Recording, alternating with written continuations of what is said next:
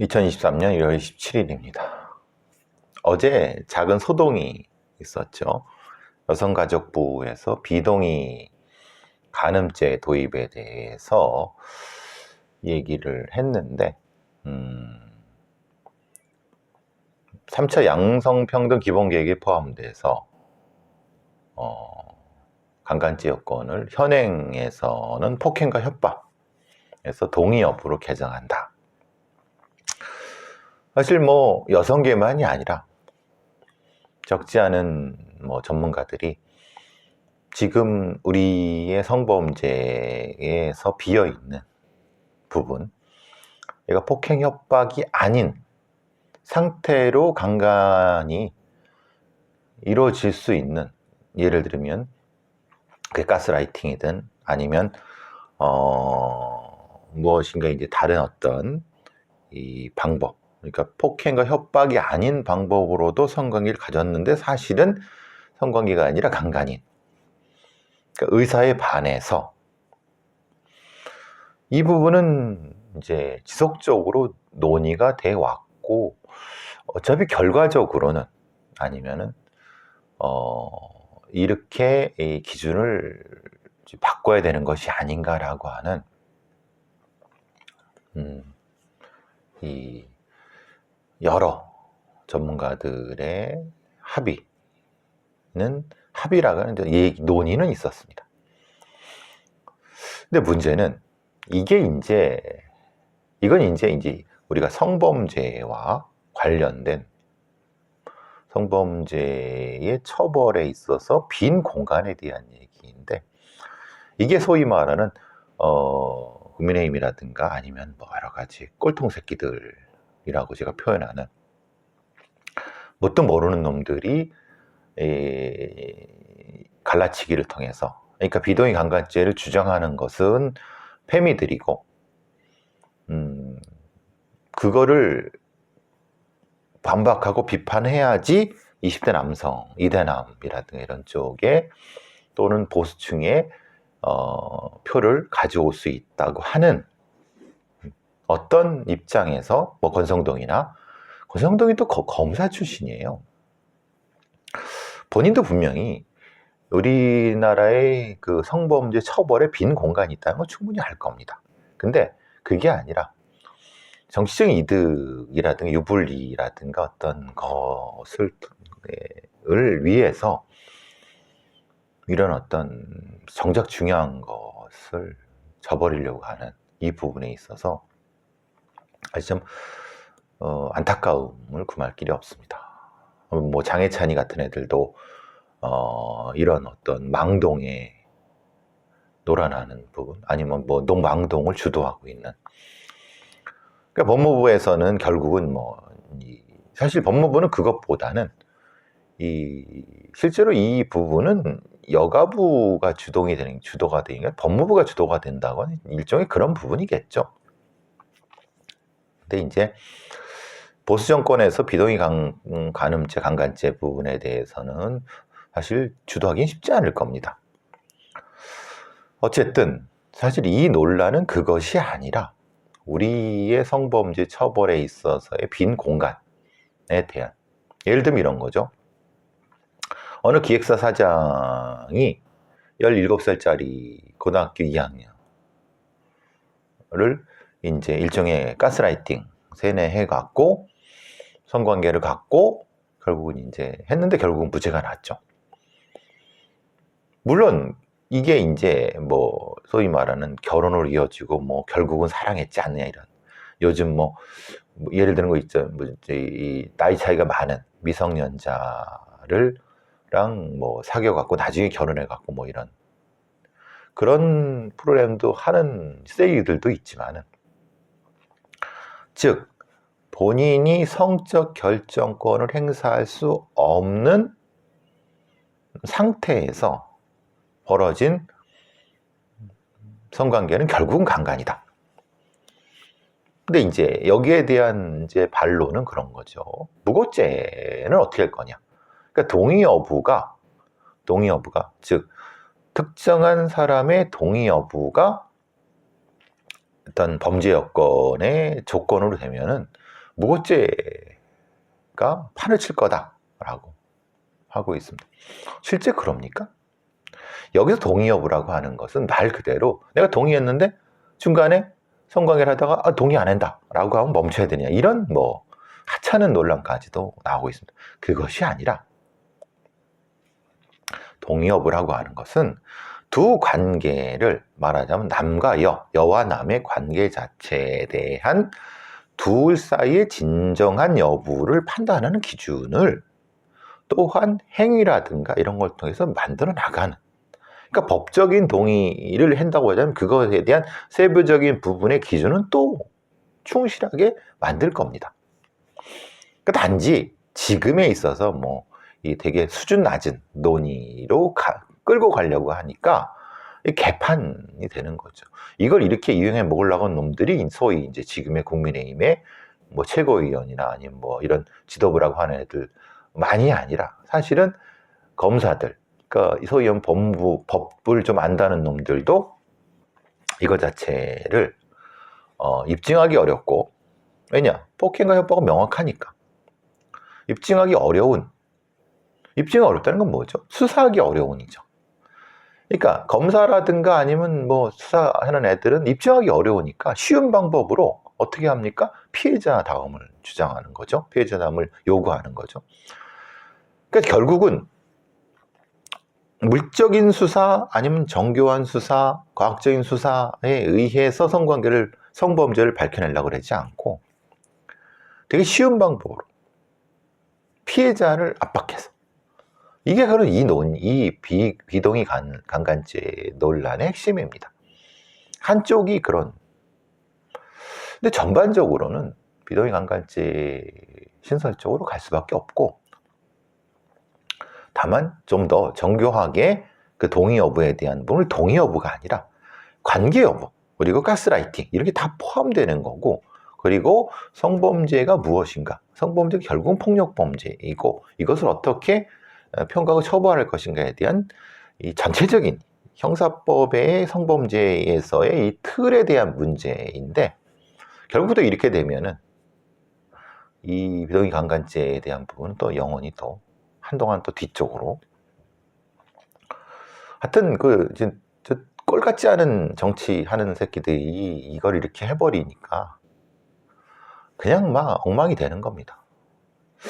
참, 이 얘기는 다시 또 제가 또 다 얘기를 해보도록 하겠습니다. 비동의 강간죄는 또 소위 뭐 여야 상관없이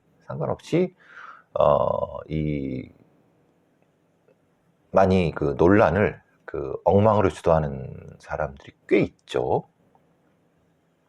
자, 서울경찰청을 포함해서 전국의 7개 시도경찰청에서 혼성기동대를 확대 편성한다고 합니다. 사실 뭐 아시다시피 과거에는 뭐 이게 시위 진압을 하는 게 전경으로 없어졌고, 의경도 이제 없어졌습니다. 지금은 대부분 이 시위 진압하고 이런 사람들이 현직 경찰들인데,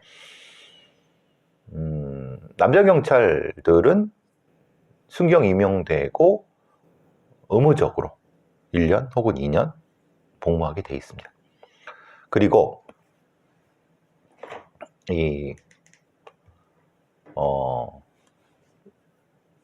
여자 기동대는 별도로 뭐 중대 형태로, 왜냐면 여성들이 집회 시위를 하는 경우에 이렇게 운영이 되고 있죠. 그래서 이제 사실 왜 남자들만 이렇게, 남자 경찰만 이게 고생을 하느냐, 여자들은 뭐냐, 뭐 이런 식으로 돼서 결국은 기동대를 같이 운영한대.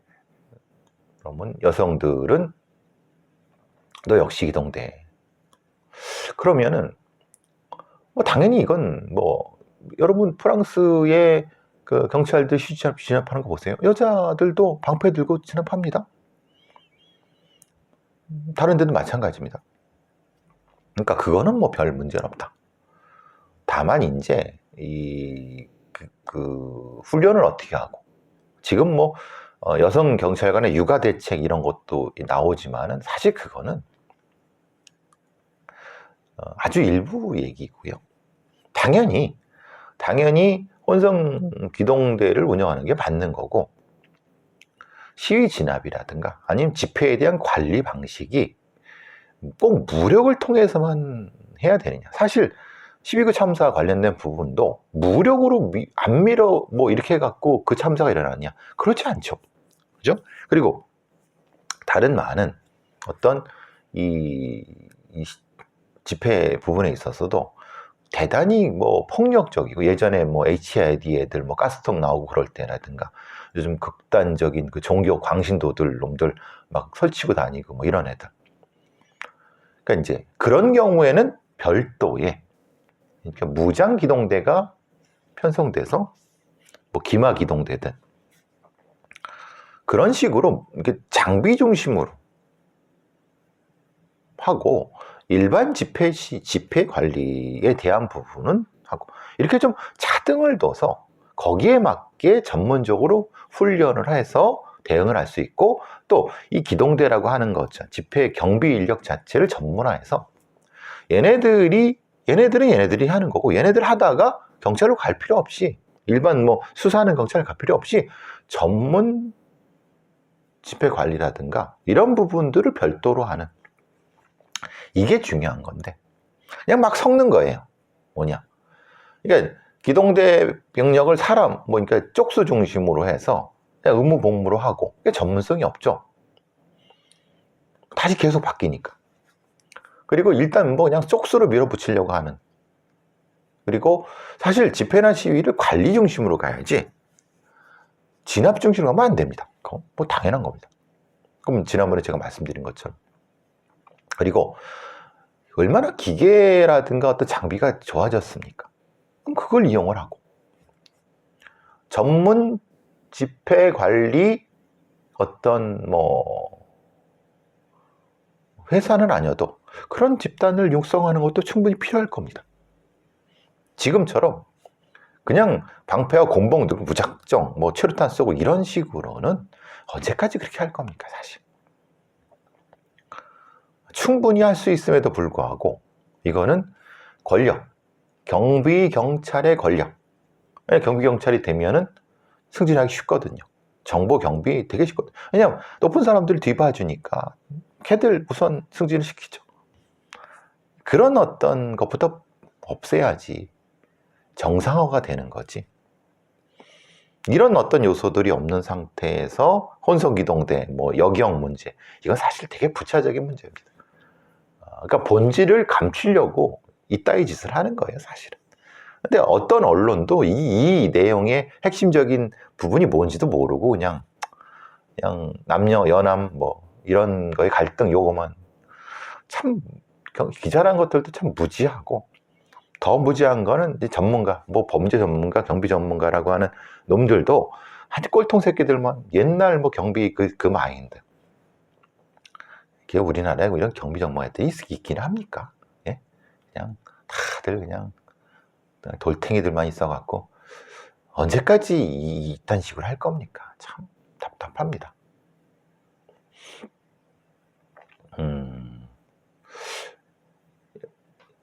혹시나 이런 사실 이런 건 뭐 별로 없는데, 임대차 3법이 되면서 갱신청구권 얘기 아시죠? 이제 그런 판결도 있었습니다. 임차인이 2년 살고 갱신청구를 했는데 집주인이 제가 살 거예요, 나가세요. 그럼 뭐 나가야죠. 근데 사실 자기가 안 살고 팔아버렸다 라고 하면은 어떻게 손해배상을 해야 될 거냐, 손해배상 하라는 얘기가 나왔어요. 실제로는 내가 이걸 팔 건데 좀 이해해 주십시오 라고 하면 적당히 조금 이제 좀 약간 돈 주고, 이게 보통인데 속인 거죠. 그래서 이제 법원에선 세입자 월세를 대신 내라, 일단 그 부분인 거고, 사실 갱신청구권 문제가 좀 법이 불비하다는 거, 미비하다는 부분이 좀 있죠. 어쨌든 혹시라도 뭐 그런 부분이 있으시면은 잘 설득하시고 합의를 통해서 나중에 분명히 문제가 생길 수 있습니다. 이런 게 중간에 잠깐 나와서 말씀 한번 드려봤습니다. 자, 제가 이제 이성균 씨 나오는 SBS 금토 드라마 법전, 문채원 씨도 나오고, 저도 이제 재밌게 보고 있습니다. 약간 좀 통속적이어서 잠깐 제가 더 뭐 보는 거는 그거보다는 법전도 재밌게 봅니다만은, 이 다른 그거와는 조금 결이 다른 게, 이게 이제 이런 일종의 사회 고발 검사들, 특수부 검사들 막 돈 가지고 막 권력을 농단하는, 재밌긴 재밌죠. 근데 조금 통속적이기도 해서 좀 너무 루틴한 거 아니야? 너무 좀 약간 좀 논리가 좀 옛날 그런 거 아니야? 그래도 재밌게 사람들이 보는 것 같아요. 이제 여기서 이제 문제가 생깁니다. 사실 저와도 관련된 문제일 수도 있는데, 저도 이제 몇몇 그 드라마 자문을 해주고 그럽니다.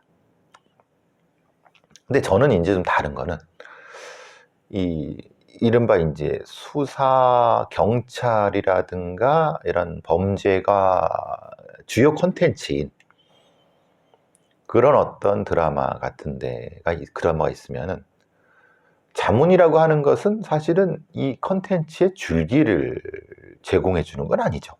그건 작가가 해야 되는 거고, 감독님이 해야 되는 거고, 감독이 해야 되는 거고.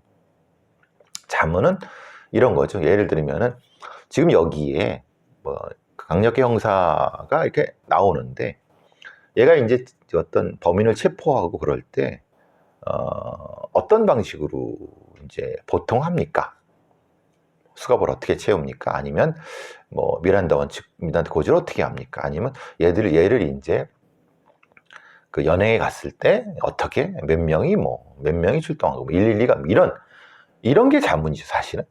근데 그 자문을 기반으로 작가는 거기다가 픽션, 상상적인 걸 좀 넣어갖고 좀 더 재밌게, 그리고 현실에 쓰는 은어 같은 걸 가져와서 좀 재밌게, 이게 이 역할의 부담이죠. 이게 맞죠. 그 작가라고 해서 예를 들면 뭐 김문희, 김문수 이런 사람들, 유명한 뭐 이런 그런 거 하는 사람들도 상당히 이 공부도 많이 하고 취재도 많이 하고, 그래서 컨텐츠의 힘은 취재 힘이라고 이제 그 김문희 작가인가 김문수 작가가 얘기를 했다고 하더라고요. 그러니까 말하자면 시그널 같은 거라든가 아니면 뭐 이런 것도 과거 사극 같은 거라는 드라마 작가들, 이런 사람들이 그거 어떻게 합니까? 지가 역사를 전공한 것도 아니고 범죄를 뭐 형법을 전공한 것도 아니지만, 물론 이제 이 건법남녀라든가 소방사업 경찰서 옆 경찰, 이거에 민지은 작가 같은 경우는 자기 남편이 또 뭐 그건 이미 다 알려진 거니까 뭐 법의관 출신이면 어쨌든 자기 남편을 취재하든 남편을 통해서 국가수 취재하든 취재를 해서 그걸 기반으로 이제 재밌게 쓰는 거죠. 그러니까 이런 형태의 그 디테일에 강한 사람들이 결국은 재미있고 좀 대중의 마음을 움직이는 건 맞는 것 같아요. 근데 이제 이 법전의 문제는 자문의 그 어떤 그 범위가 어디까지 가야 되느냐. 이제 여기서 이제 지모시라고 하는 작가가 법전의 자문을, 여기 TV 데일리에 나온 얘기입니다. 이 사람이 그 법전에 소설 판권을 주장했다는 거예요. 근데 이 법전의 그 이제 공식적인 작가죠. 김원석 작가와 드라마 제작사 쪽은, 이 드라마 제작사는 SBS랑 다른 거죠. 그러니까 드라마 제작사가 있고 작가가 있고 이걸 방영하는 방영사가 있는 겁니다. 그러니까 사실 이 지모시라고 하는 사람은 이오하라, 이름도 오하라인가? 모르겠어요. 이게 굉장히 필명이 좀 멋있으시네요. 그러니까 사실 자기는 김원석 작가와 같이 3개월간의 계약을 맺고 법전의 자문을 맡았다. 근데 그 계약에 소설과 영화의 판권은 자기가 갖는 거다 라고 됐다. 이렇게 됐다는 거예요. 소설 발간이 불발됐다. 근데 이게 2019년도 얘기예요. 근데 결국은 이렇게 3개월을 더 와서 뭘 했는데, 여기서 문제가 되는 거는 이 지작가, 지모씨라는 이오하라 작가라고 하는 사람이 사실은 그 잡문을 3개월 동안 할 때 단순한 잡문만 했겠습니까? 그러니까 단순한 잡문만 했을 수도 있죠. 그 계약은. 그런데 현실적으로는 그 얘기하다가 그 김원석 작가랑이랑 얘기하다 보면 이거 너도 어때? 이거 어때? 막 얘기하다가 막 그러면, 근데 그 여러 가지 그 배경이라든가 아니면 이 에피소드가 이 지모 씨가 실제 자기가 살았던 그걸 많이 녹여놨나 봐요. 그러니까 상황 설정, 대사 이런 것까지도. 근데 만약에 그렇게 해서 그때 바로 방영이 됐으면 아마 이 지모 씨라는 사람이 단순 자문이 아니라 공동 작가가 됐겠죠. 그죠? 근데 문제는 그때 코로나가 됐잖아요. 그러니까 계속 밀리면서, 그러니까 이미 자문 계약 끝났고, 그래서 이제 이미 그 대본은 있고, 대본은 2개 다 가지고 있는 거죠. 김원석이나 지몬. 근데 이 상황에서 나 약속한 대로 내가 이걸 소설을 낼 거야? 라고 하니까 이 김원석과 제작사는, 김원석 작가는 아니야. 야, 지금 내는 것보다 드라마로 한다면 더 난 게 아니야? 뭐 이렇게 얘기가 된 것 같아요. 이거 누가 맞는지 모르겠지만. 그러면 그게 맞을 것 같아요. 제가 보는 것처럼.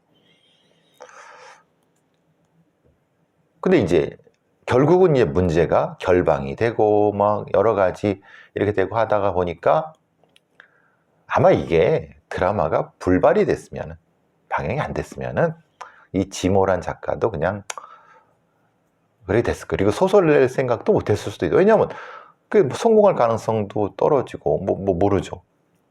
근데 지금 이게 드라마가 돼갖고 좀 되니까 뭐가 맞는지 모르겠어요. 왜냐하면 이게 계약한 게 있고 구두 계약한 게 있고 또 사실은 또 뭐 거기에 또 바뀐 게 있고 굉장히 복잡한 문제인데, 이게 새로운 드라마 컨텐츠 시장의 어떤 트렌드는 아닌데 이런 문제가 생길 수도 있다. 예전 같은 경우는 자문 계약이란 걸 하지도 않고 대충 그냥 뭐 공동 작가 뭐 이런 것도 아니고 그냥 약간 옛날에 그 여러분이 아시는 뭐 여러 가지 유명한 작가 이런 사람들이 이런 짓거리들을 꽤 했던 걸로 알고 있어요. 왜냐하면 누구누구한테 약간 좀 이야기 좀 해달라고 해서 뭐 이렇게 했는데 그 내용을 ปุ๊ 뽑아서 자기가 쓰고 돈은 대충 조금 주고 그냥 땡, 이런 경우.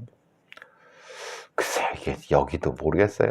하여튼 제가 또 몇몇 그 드라마 같은 데에다 자문도 해주고 해줬었고 그러는데 저는 뭐 사실 뭐 그런 거 할 생각이 없습니다. 저는 제 작품은 제가 따로 쓰고 있고, 제가 또 이 드라마 자문할 때는 엄격하게 어떤 설정이라는 부분에서 전혀 하지 않습니다. 나중에 문제가 될 수 있는 거죠, 이건.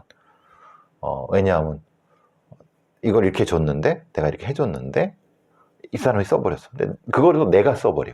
그러면은 이중으로 되잖아요. 그럼 문제가 되죠. 그러니까 저는 그냥 자문은 진짜 단순 자문만 하는 거죠. 세상이 많이 바뀌어 갔습니다. OTT 시장도 넓어지고 드라마 시장도 넓어지면서 굉장히 많은 그런 이런 앞으로도 이런 많이 생깁니다. 근데 이거는 아마 제가 보기에는 누가 잘못했다기보다는 다 잘못한 것 같은데, 엄격하게 이 계약을 명확하게 부분에 있어서 하고 문제가 되면 이제 뭐 이것도 거기로 가는 어떤 과도기일 거라는 생각을 합니다. 근데 드라마가 잘 되니까 아마 이런 분란도 생기지 않았나 싶기도 합니다. 어떤 드라마가 더 잘 되고 양측 당사자들은 모두 만족할 만한 그런 결론이 되기를 바라겠습니다. 어쨌든 자